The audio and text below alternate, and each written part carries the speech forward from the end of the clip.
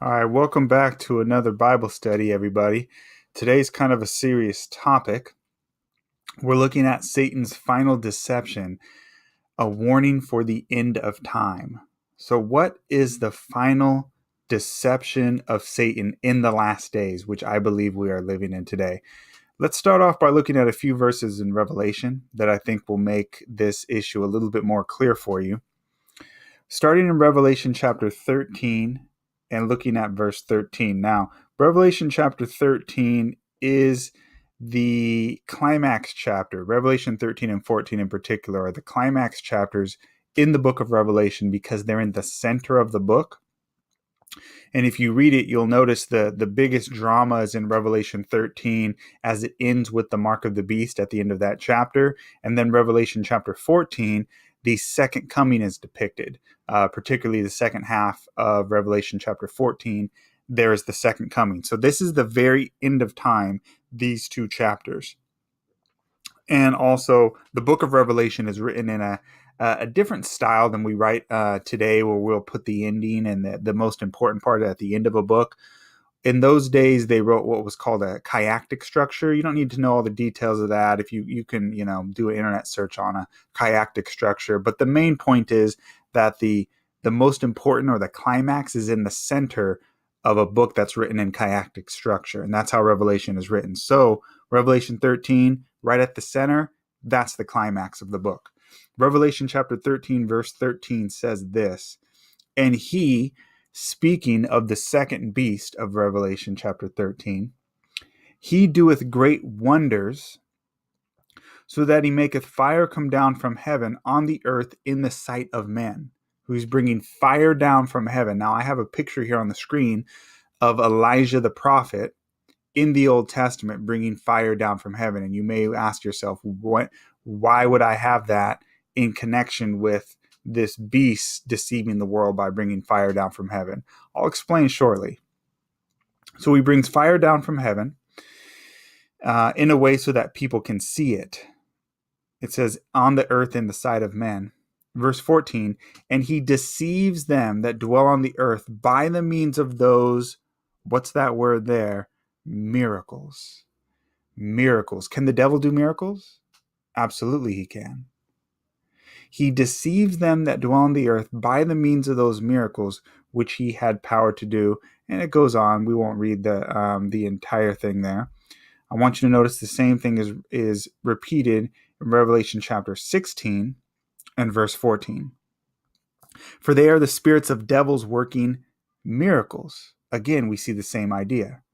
And then again in Revelation chapter 19 and verse 20, Revelation chapter 19, verse 20, and the beast was taken, and with him the false prophet that worked miracles before him. So in the last days, the devil and his powers, the beast, the false prophet, they are doing miracles in the sight of men. Now, when did fire come down from, in particular, the miracle that they're doing is bringing fire down from heaven to the earth. When did fire come down from heaven to the earth in the Bible? When Elijah did it at Mount Carmel. So again, you may be thinking, what's the connection here? Well, why did Elijah bring fire down from heaven? If you read the story in the Old Testament, you'll see that the reason why was to prove who the true God was, number one, but also to prove on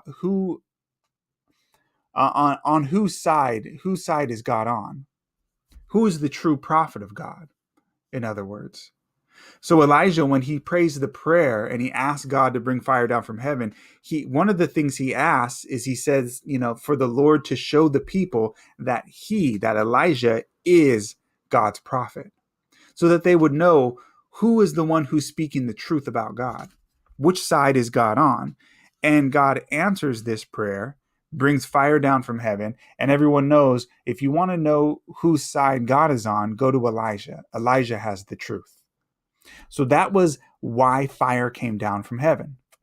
So why would the devil do miracles in the last days? To deceive. In order to make people think that God is on his side. Now, you may be a little confused by this, but let's go on. In Revelation chapter 13, again, repeatedly, we won't read this again, but it said repeatedly that the reason why these miracles came was to deceive them that dwell on the earth. That was Revelation chapter 13, verse 13 and 14. It said to deceive them that dwell on the earth, right? Okay. And in Revelation chapter 19, verse 20, again, it says that he wrought miracles before him with which he deceived them who received the mark of the beast. The trick here is that the devil does not have to get those who are already lost, who are in open rebellion against him. What he needs to do is he needs to trick Christians. How do you trick Christians? The devil can't show up in a red cape and with horns and a red tail and say, hey, I'm the devil, follow me. No Christians are going to follow him. The only way he can trick Christians is by pretending to come in a godly way. And that is why he does false miracles. Let me give you an example here of how the devil works. In Matthew chapter 21, we're not going to read this entire parable, but there's the parable of the husbandman. Matthew chapter 21, verse 33 through 39. I recommend reading the whole thing. It's a parable of Christ. I'm not going to read it all, but you guys probably know the story at least. Basically, it's a parable of a person, a landowner who plants a vineyard and he leaves it to people who are supposed to watch the vineyard for him. They're called husbandmen. And he leaves and he goes into a far country and he comes back when it's time for fruit and he's expecting to get fruit from them. We'll pick up the story in verse 35. And the husbandman took so basically verse 34, he sent servants to go get the fruit from the husbandman. Verse 35, the husbandman took his servants and beat one, killed another, and stoned another. Again, he sent other servants more than the first, and they did unto them likewise. But last of all, he sent unto them his son, saying, they will reverence my son. And it goes on in the story, and it says how they see the son and they say, this is the heir. If we kill him, we will get the vineyard for ourselves. So they kill the son. And then he finishes by asking the question, what's the Lord of the vineyard going to do to those husbandmen when he catches them? Of course, he's going to destroy them. The parable was told as a parable against the Jewish nation. And the idea was that repeatedly God had sent prophets throughout the ages, and repeatedly those prophets have been rejected by God's own people. I have a picture here, an artist illustration of Jeremiah the prophet being let down into a well by the king of Judah, I believe at the time, let him down and put him down into a well so he would die at the bottom of a well, an empty well. Just imagine being dropped into a dark, wet, muddy pit and being left to die. That's what the king of Judah did to God's prophet.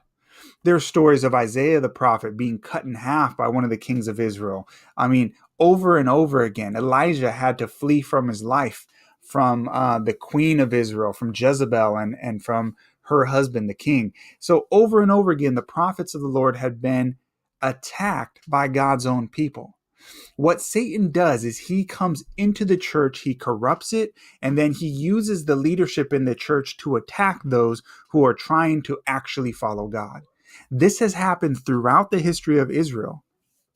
Jesus tells this parable and he says that they do it over and over and over again. You'll remember the time when Jesus asked the question to the scribes and Pharisees. He said, which of the prophets did your fathers not persecute? In other words, they persecuted all of them. So this is a repeated story. This is what the devil does. He does not just leave the church alone. He doesn't just attack it from the outside. He tries to come within it, corrupt it, and then use the church to attack those who are really following God. And he confuses people by saying that he's the one who's really on God's side. And the people who are doing the evil with him are the ones who are really on God's side. And the prophets who are speaking for God, the devil tries to make people think that they're the ones who are causing trouble. Remember, he had the question for Elijah. The king of Israel questioned Elijah and said, you're the one who's troubling Israel. Elijah was the prophet. He was coming to help Israel, but he was being called the one who was troubling Israel. Same thing with Jeremiah. He was being called a traitor to the nation of Israel, but he was the Lord's true prophet. This is what the devil does over and over again. So the question is, if this happened in ancient Israel, could it happen to the church today? Friends, let's not be arrogant. Are we human beings just like they are? Are we any more special? Does God love us more than he loved them? Absolutely not. The Lord died for all of us. And Israel was the apple of his eye, just as the church is the apple of his eye today. So if it could happen to Israel, it indeed could happen to us. And we are told in 1 Corinthians chapter 10, I believe it is, that those things were written for our warning, the ones who live at the end of time. Why? Because history repeats itself.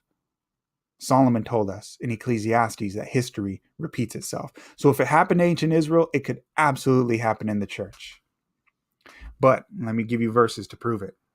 Could the devil use miracles today to trick Christians into thinking the wrong side was the right side? Could he corrupt the church so that you have two different factions in the church, two different groups in the church? A small group who is really trying to follow God, and a large group who claims to follow God but is persecuting the true believers. Isn't that what happened in Jesus' day? What did the Jewish leaders do? They attacked Christ. They attacked the disciples. They kicked them out of synagogues.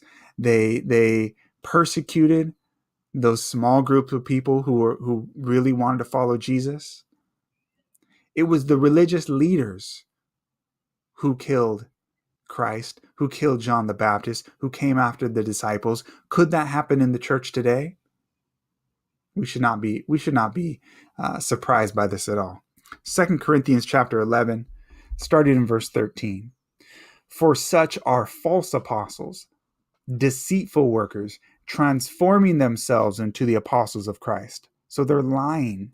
They're pretending to be apostles of Christ, but they're not. Verse 14, and no marvel, for Satan himself is transformed into an angel of light.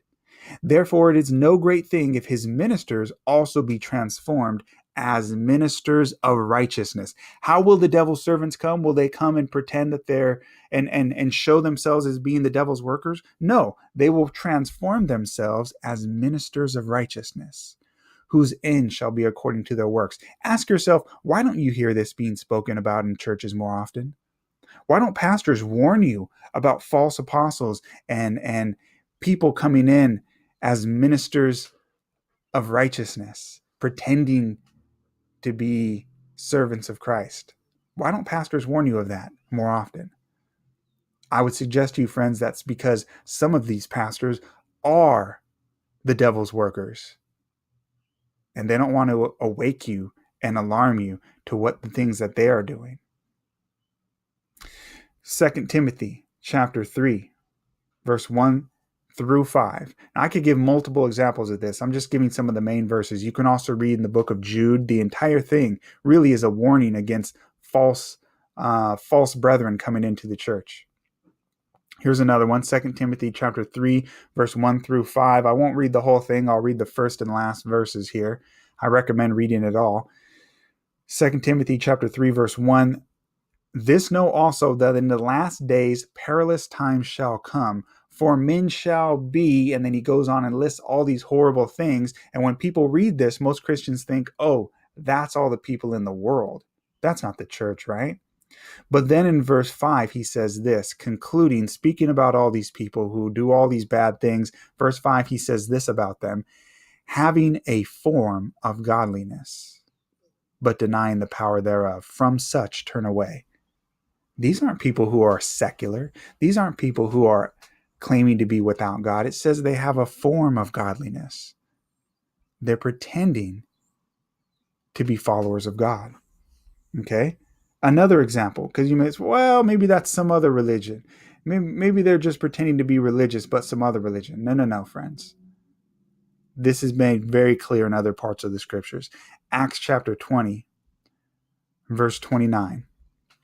For I know this, that after my departure shall grievous wolves enter in among you, not sparing the flock.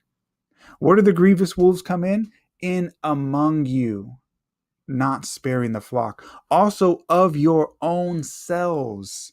This is Paul speaking to the elders of the church, saying, also of your own selves shall men arise, speaking perverse things to draw disciples after them.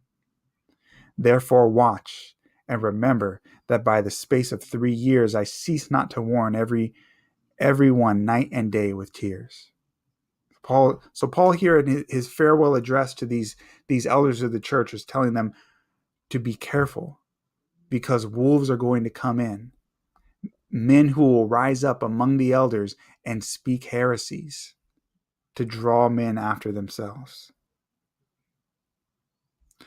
John chapter 16, verse 2. This is the words of Christ. They shall put you out of the synagogues.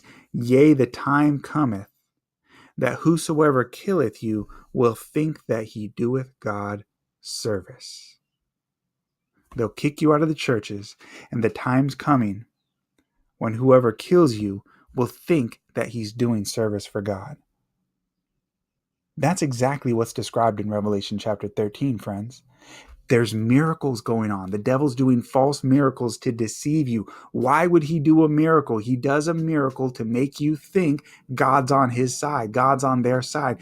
He presents himself as an angel of light. What would you do if you saw an angel, glowing, bright, who came and said a lot of nice things, did miracles, and said God's on his side, but then told you to worship in a way that was just a little off from what the Bible says? Most people would follow it and say, look, there's miracles. Obviously, God's on this side. And don't be surprised if the majority of the world churches follow this as well. Friends, there's leaders in the church today. There's pastors who are worldwide famous. I'm thinking of men like Rick Warren, who the media calls him the America's pastor. This is a man who told us not to worry so much about what's written in Revelation and prophecy. That's the kind of stuff he writes in his books. Why would a man of God tell us to ignore the final book of warning in Revelation and prophecy? Because he does not want you to see what is in these warnings that I just showed you, that the devil's going to do false miracles. Why would men like this? Why would the World Council of Churches, the majority of the major denominations, the organized churches, not every small little church out there, but the majority of organized churches and their leadership, why are they going toward things like accepting gay marriage in their own ranks and having gay pastors and so forth? Why would they do that? Friends, this is exactly what the Bible warns us of men who are coming in with a different religion than what the Bible teaches. Now, we love these people, right? We love homosexuals, we love gay, we love all different people. God loves all of them. But that doesn't mean that's allowed in the church, to have pastors who are gay.